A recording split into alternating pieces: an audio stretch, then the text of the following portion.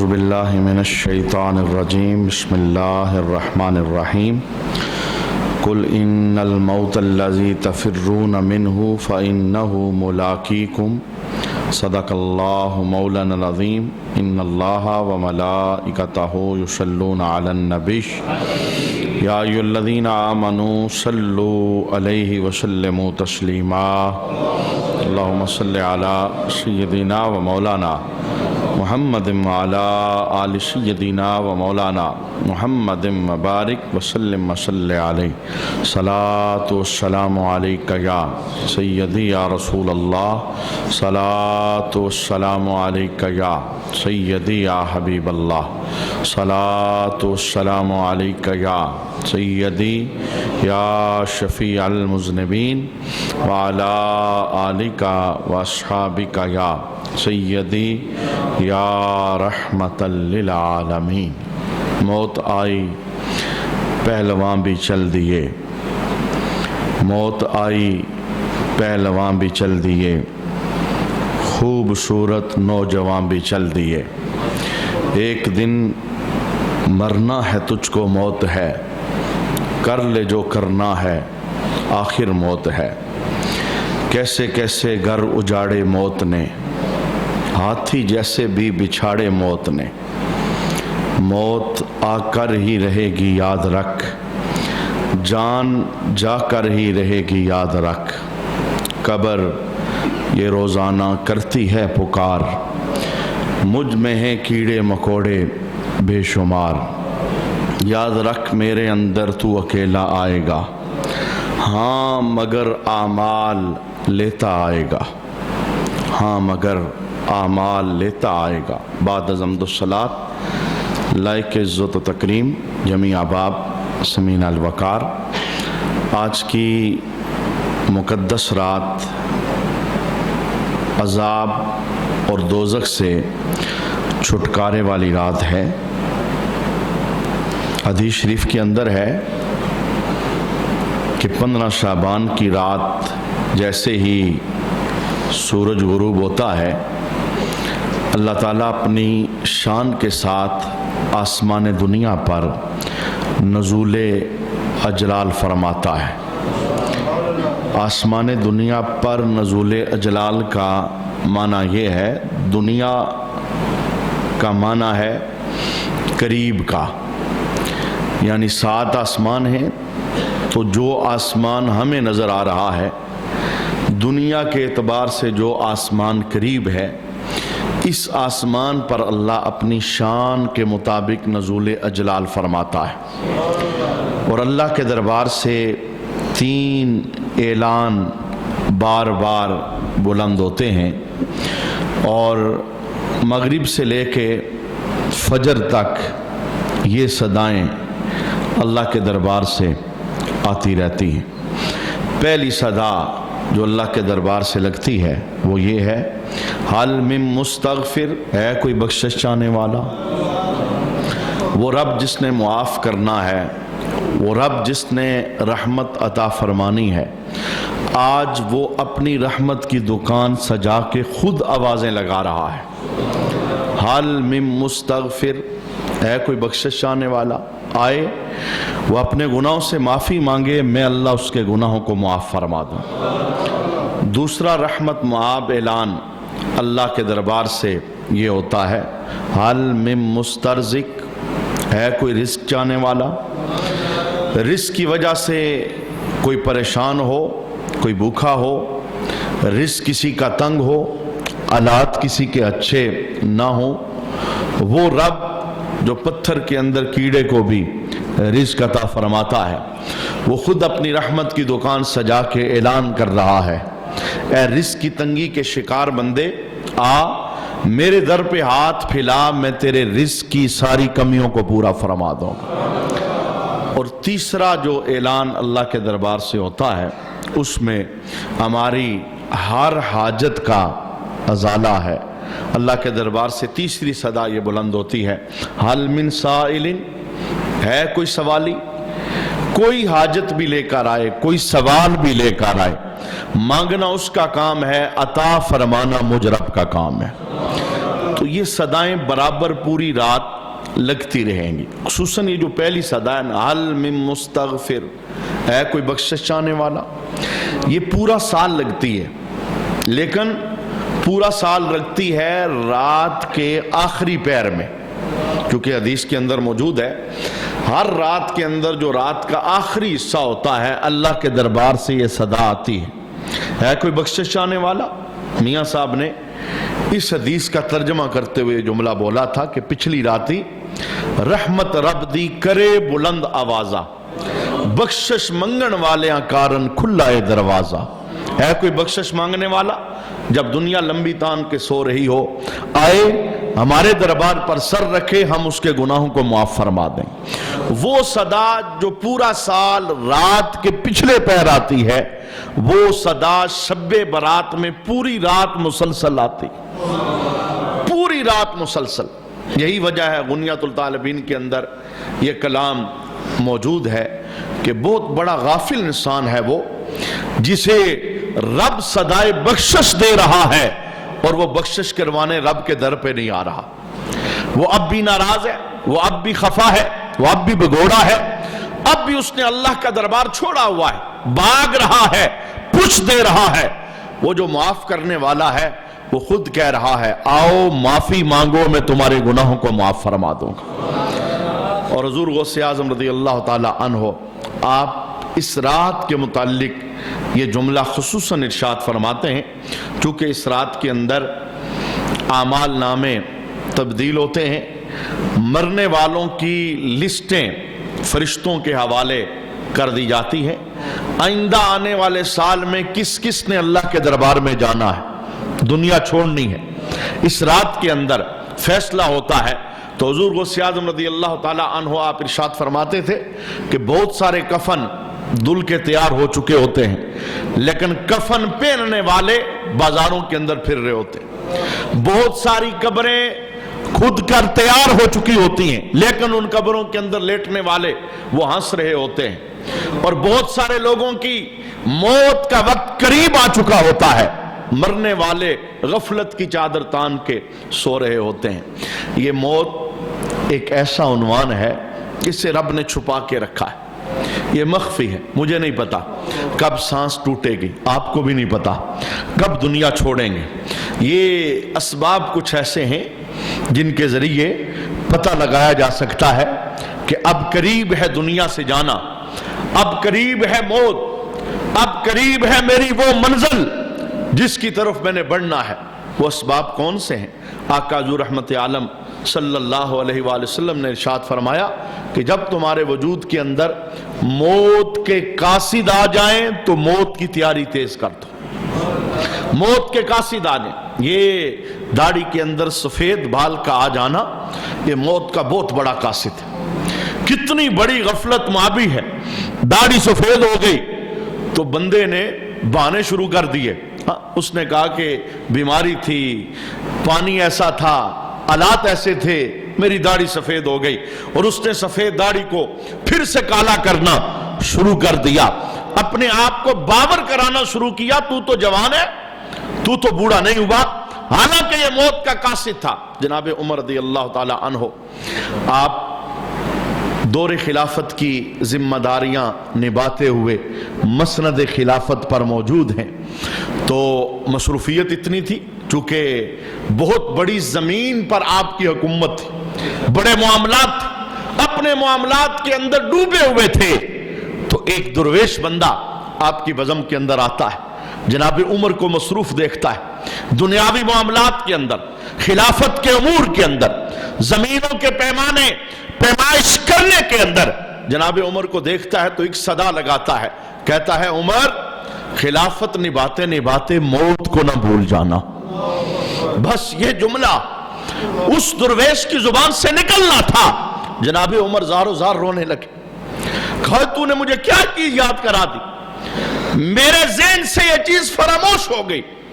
آپ نے اس بندے کی ڈیوٹی لگائی، ایسا کر ہر روز میرے پاس آیا کر، جب میں مسند پہ بیٹھا ہوں، ڈیوٹیاں خلافت کی نبھا رہا ہوں، صرف آ کر یہی جملہ بولا کر، عمر موت کو یاد کیا کر. میں اس کے تجھے پیسے دوں گا۔ باقاعدہ پیسوں پہ آپ نے بندہ رکھ لیا، اس کا اور کوئی کام نہیں۔ آپ اپنی خلافت کی ڈیوٹیوں میں مامور ہوتے، وہ آ کر یہ صدا لگاتا، عمر موت کو یاد کیا کر، عمر موت کو یاد کیا کر۔ عمر رو پڑتے اور آنکھیں اشکبار ہو جاتی۔ پھر ایک دن وہ صدا لگانے والا آیا تو جناب عمر رضی اللہ تعالی عنہ نے روتے ہوئے سے جواب دیا، کہا کل نہ آنا، کل نہ آنا، تیری ڈیوٹی پوری ہوگی۔ وہ ہاتھ جوڑ کے پوچھتا ہے، یا عمر مجھ سے کوئی غلطی ہو گئی؟ آپ مجھے اس کام سے برخاست کر رہے ہیں جو ڈیوٹی آپ نے میری لگائی تھی، مجھ سے کوئی خطا سرزاد ہوئی؟ کہا نہ نہ نہ، تجھ سے کوئی خطا سرزاد نہیں ہوئی۔ آپ نے اپنی داڑھی کی طرف اشارہ کیا، کہا دیکھ ایک سفید بال میری داڑھی میں آ گیا، اب مجھے تیری ضرورت نہیں۔ ہر روز میری داڑھی کا سفید بال مجھے موت یاد کراتا رہے گا۔ اگر عمر کی داڑھی میں ایک سفید بال آ جائے تو عمر کہتے ہیں کہا تیری ضرورت نہیں، اب موت مجھے یاد رہے گی۔ مجھے بتاؤ نا، جس کی مکمل داڑھی سفید ہو چکی، جس کی کمر جھک چکی، جس کی نظر کمزور ہو چکی، جو اٹھے تو اٹھا نہ جائے، جو بیٹھے تو دوبارہ اٹھا نہ جائے، اور اس کی زندگی کے تانے بانے کمزوریوں کی طرف بڑھ رہے ہیں، اب وہ موت سے قریب تر ہوتا چلا جا رہا ہے۔ یہ بڑا مخفی سا پیغام ہے موت کا، اور خصوصاً آج کی رات اسے فراموش نہیں کرنا چاہیے، اسے یاد رکھنا چاہیے۔ کیا پتا ہم پہ سے کس کا نام لکھ کر ملک الموت کے حوالے کر دیا گیا ہو۔ یہ بلانے والی چیز تو ہے ہی نہیں نا، یہ بلانے، یہی وجہ تھی جناب عمر رضی اللہ تعالیٰ عنہ نے اس واقعے کے بعد آپ نے ایک انگوٹھی بنوائی، اور اس انگوٹھی کے اندر آپ نے ایک عبارت لکھوائی۔ جب کبھی کام میں مصروف ہوتے یوں اس انگوٹھی کو دیکھتے، اور آپ کے پاس بیٹھنے والے لوگ کہتے ہیں جناب عمر کی نظر انگوٹھی پہ پڑتی، آپ کی آنکھیں چھم چھم رونا شروع ہو جاتی۔ وہ لفظ آپ نے انگوٹھی کے اندر کیا لکھوائے تھے؟ کفا بالموت واعظاً یا عمرو، اے عمر نصیحت کے لیے موت کا ذکر ہی کافی ہے۔ یہ جملہ، موت سب سے بڑی نصیحت ہے، سب سے بڑا واعظ ہے۔ یہی وجہ ہے حضرت علی رضی اللہ تعالی عنہ فرماتے تھے، جسے موت نہ ڈرائے اسے کسی واعظ کی ضرورت نہیں، اسے کسی تقریر کی حاجت نہیں، اس پر کوئی کلام اثر نہیں کرے گا۔ جس کے سامنے موت کا ذکر بے معنی ہے، موت اسے ڈراتی نہیں، اور موت اس کے سینے کے اندر رب کا خوف پیدا نہیں کرتی، اس کے لیے کوئی تقریر بھی مؤثر نہیں ہے۔ یہ سب سے بڑا واعظ ہے، اور یہ سب سے بڑی نصیحت ہے۔ ہر مسلمان کو اپنی موت پیش نظر رکھنی چاہیے، صرف وہ نہیں جن کے وجودوں کے اندر نشانیاں آ چکی ہیں، جن کے وجودوں میں نشانیاں نہیں آئی ان کے بھی جنازے ہم نے پڑھے۔ کتنے جوانوں کو ہم نے اپنے ہاتھوں سے قبروں کے اندر اتارا، اور کتنے صحت مند لوگ جنہیں دیکھ کے لگتا تھا یار بیماری کبھی اسے چھوئے گی بھی نہیں، اور وہ بھی اچانک اس دنیا کو خیر بات کہہ کے اور قبروں کے اندر جا کے لیٹ گئے۔ یہ خاموش پیغام ہے، جنازہ آگے بڑھ کے کہہ رہا ہے، اے جہاں والو چلے آؤ میرے پیچھے تمہارا رہنما میں۔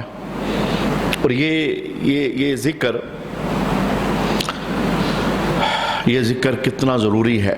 میرے محبوب کریم علیہ السلام نے حضرت برا بن عازب رضی اللہ تعالیٰ عنہ کہتے ہیں، رسول اللہ صلی اللہ علیہ وسلم نے ایک جنازہ پڑھایا تو ہم بھی جنازے میں شریک تھے۔ تو جنازہ پڑھانے کے بعد جب میت کو قبر میں اتارا جانے لگا تو رسول اللہ قبر کے پاس بیٹھ گئے۔ حضور نے میت کو قبر میں اترتا دیکھا تو میرے محبوب کی آنکھیں پرنم ہو گئی۔ برا بن عازب کہتے ہیں رسول اللہ اتنا روئے جہاں بیٹھے تھے وہ مٹی بھیگی، وہ مٹی بھیگی۔ ہم نے کتنے جنازے پڑھے ہیں، کتنی میتوں کو کندھے دیے ہیں، کتنے لوگوں کو ہاتھوں سے قبر میں اتارا ہے، کتنی قبروں پر مٹیاں ڈالی، کوئی تبدیلی نہیں آئی، کوئی دل پر چوٹ نہیں لگی، کوئی اثر نہیں ہوا۔ رسول اللہ جانتے تھے یہ جو ابھی قبر میں اتر رہا ہے سلیں لگ جائیں گی، مٹی ڈال دی جائے گی، پھر کیا ہونے والا ہے حضور کو پتا تھا۔ وہ منظر دیکھ کے رسول اللہ کی آنکھیں پرنم ہو گئی اور حضور روتے ہوئے قبر کے پاس سے اٹھے اور اٹھ کے یہ جملہ بولا. میرے محبوب فرمانے لگے اوے میرے غلاموں تیاری کر کے آنا, تیاری کر کے آنا, یہ بڑی سخت جگہ ہے. یہی وجہ ہے حضور مولا کائنات حضرت علی رضی اللہ تعالی عنہ آپ یہ جملہ بولتے تھے, من دخل القبر بلا زاد فکأنما رکب البحر بلا سفینۃ. فرمایا قبر کے اندر بغیر تیاری کے جانا یہ ایسے ہی ہے جیسے دریا میں یا سمندر میں بغیر کشتی کے چھلانگ لگاتے, بغیر زاد راہ کے قبر کے اندر چلے جانا. فرمایا یہ ایسے ہی ہے جیسے بندہ سمندر میں جائے اور بغیر کشتی کے چلا جائے. یہ زاد راہ تیار کرنے کے لیے رب نے ہمیں بھیجا ہے. ہر چڑھتا سورج زاد راہ کے لیے. میرے محبوب کریم علیہ السلام کی حدیث شریف ہے کہ جو صالح لوگ ہیں نا, صالح نیک لوگ, تقویدار, جن کی زندگی موت کی تیاری کے اندر بسر ہوئی, انہیں جنت میں داخل کیا جائے گا. تو وہ ایک تمنا کریں گے, کیا کہیں گے؟ مولا ایک بار ہمیں دنیا میں بھیج, ہم دنیا میں جا کر ایک بار تیرے نام کی تسبیح پڑھنا چاہتے ہیں. کیونکہ ادھر وہ لذت نہیں, ادھر وہ اجر ثواب نہیں. ایک بار مولا دنیا میں بھیج, جو مزہ تھا تیرا نام لینے کا, تکبیر تسبیح یہ پڑھنے کا, مولا وہ یہاں پر نہیں ہے. تو نیک اور صالح لوگ یہ خواہش کریں گے کہ ہمیں دنیا کے اندر بھجوایا جائے تسبیح پڑھنے کے لیے, تکبیر پڑھنے کے لیے. تو دنیا کے اندر ہمیں زاد راہ اکٹھا کرنے کے لیے بھجوایا گیا ہے. میں کہتا ہوں صرف ایک سال, یہ جو ایک سال گزرا ہے نا, گزشتہ شب برات سے لے کے آج تک, اگر حافظہ مضبوط ہو نا, حافظہ, تو آنکھیں بند کر کے نا ذرا ایک سال پر نگاہ ڈالیں. 60 سال نہیں کہہ رہا, 50 سال, 40, 35, 30 نہیں, صرف ایک سال. وہ جو کتاب بند کر کے آج فرشتے لے گئے رب کے دربار میں, اس کتاب پر نگاہ ڈالیں, کتنا کچھ ہے اس کے اندر, کتنی ایسی تحریریں ہیں کہ جنہیں دیکھ کر ہمیں شرمندگی ہوگی, کتنے ایسے کرتوت جو ہماری نظریں جھکا دیں گے.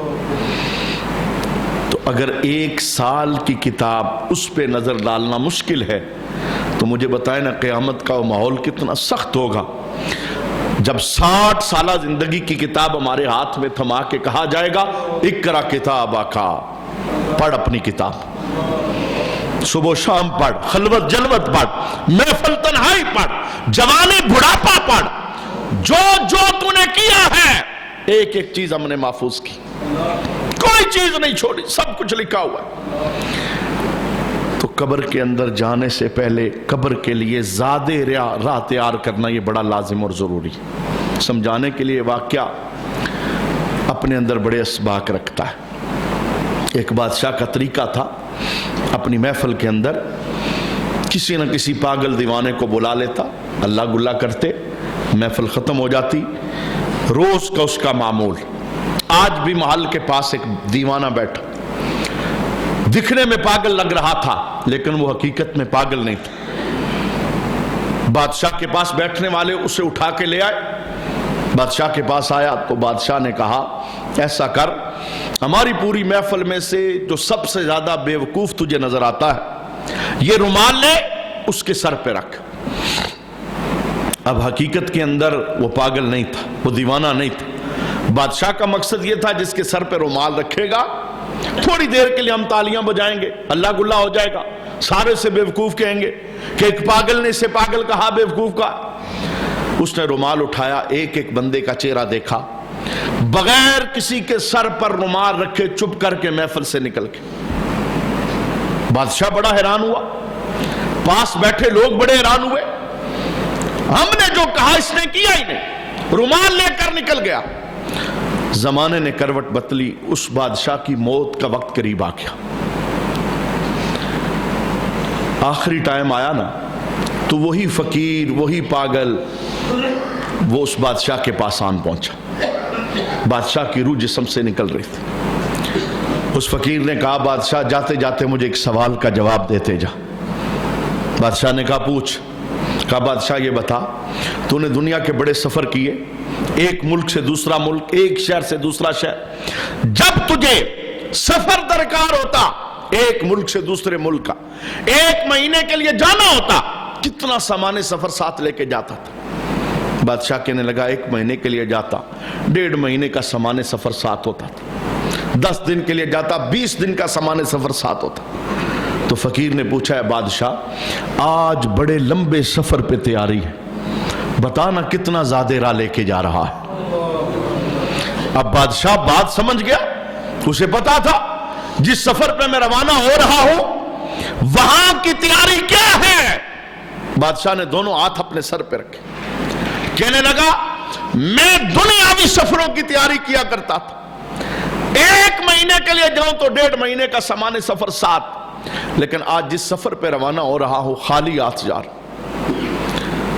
اس فقیر نے وہ رومال نکالا اپنے جیب سے, کہا کبھی تو نے پوچھا تھا نا بیوقوف کون ہے؟ میری نگاہ میں سب سے بڑا بیوقوف تو ہے کہ دنیاوی سفروں کی تو اتنی تیاری کرتا تھا اور جو آخرت کا سفر ہے آج خالی ہاتھ جا رہا ہے. رومال اٹھایا اور اس کے سر پہ رکھا. جناب یہ کہانی صرف بادشاہ کی نہیں, ہم میں سے ہر تیسرے بندے کی یہ کہانی. جو ہماری منزل ہے, جدھر ہم نے جانا, جدھر ہم بڑھ رہے ہیں, وہاں کے لیے ہم نے کیا تیار کیا. کتنی نمازیں نامہ اعمال میں, کتنی تہجد نامہ اعمال میں, کتنی آوزاریاں نامہ اعمال میں, کتنا تقوی نامہ اعمال میں. تو جناب ان ساری باتوں کے لیے اللہ نے ہمیں دنیا کے اندر مہلت دی ہے. ابھی سانسیں چل رہی ہیں, ابھی سانسیں چل رہی ہیں اور اس کریم رب کے دربار سے کرم کی صدائیں بلند ہو رہی ہیں. اے میرے بندے دیر تیری طرف سے ہے, میری طرف سے نہیں. تو پلٹ کے آ جا, 1 قدم اٹھائے گا میں 10 رحمت والے قدموں سے تیرا استقبال فرماؤں. دیر تیری طرف سے ہے, تو پلٹ کے آ جا, رجوع کر لے. یہ دیکھیں آج شب برات گزر جائے گی, پھر ان قریب اللہ فضل فرمائے رمضان کا بابرکت مہینہ آئے گا. یہ ساری ساتیں ہیں ہی بابرکت. پورا شعبان کا مہینہ رسول اللہ رمضان کا استقبال کرتے. وہ مہینہ بخشوانے آ رہا, وہ بخشش اور رحمت دینے آ رہا ہے. اتنی تیاری صحابہ کرام رمضان کی تیاری میں شعبان میں تمام کاموں سے فارغ ہو جاتے اور شعبان پورے کا پورا عبادتوں کو تیز کر دیتے.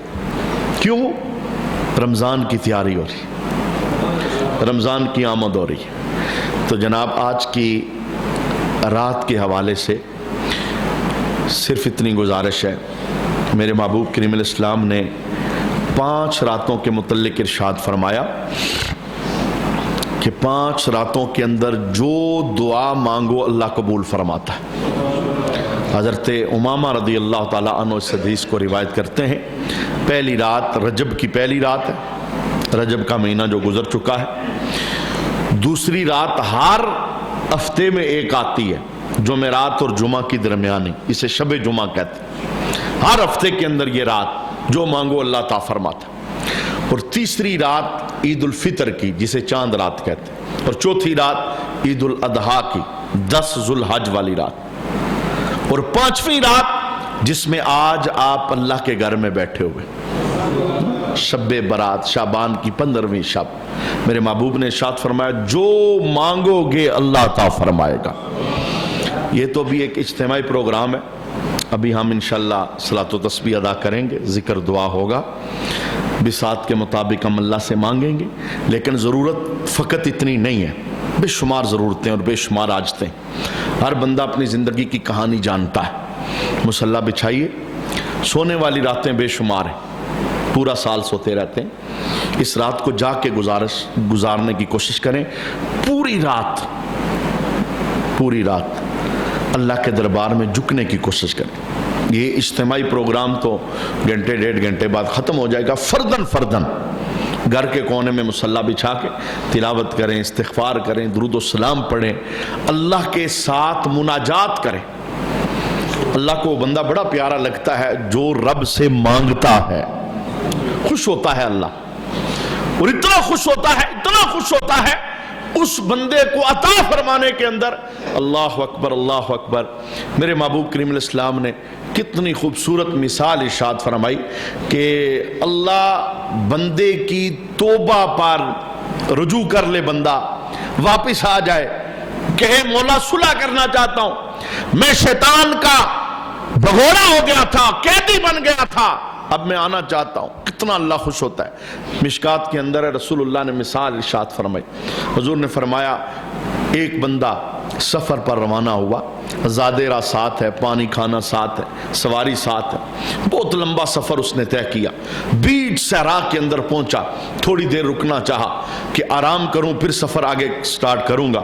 آرام کے لیے آنکھ لگی, سواری جس پر پانی تھا کھانا تھا بھاگ گئی. جب اس کی آنکھ کھلی, اللہ کے حبیب ارشاد فرماتے ہیں سواری نظر نہیں آئی, کھانا اسی پہ تھا, پانی اسی پہ تھا, دور دور تک آبادی کا کوئی نام و نشان. اتنا سفر پیچھے سے طے کر چکا تھا, نہ پیچھے جا سکتا ہے نہ آگے کوئی منزل ہے. بیچ صحرا کے اندر موت کے علاوہ اسے کوئی چیز نظر نہیں آ رہی تھی. کھانا پانی نہیں ہے, 2 دن 3 دن 4 دن مر جائے گا.